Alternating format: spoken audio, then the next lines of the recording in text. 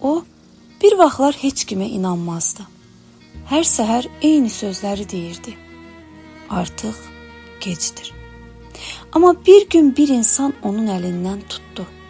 Bir psixoloq, bir könüllü, bir dost. Yox, hələ gec deyil, dedi ona.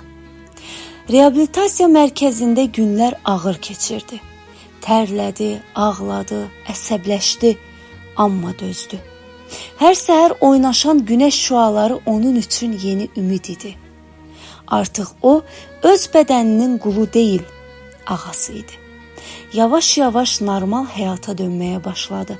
Ailəsi, işi, dostları yenidən qapısını döydü. İndi o, çıxışlara gedir, gənclərlə danışır, deyir. Mən o uçurumu gördüm, amma siz yaxınlaşmayın.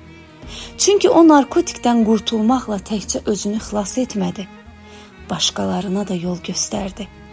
İkinci şans hər kəsə verilmir, amma verilirsə dəyərləndir.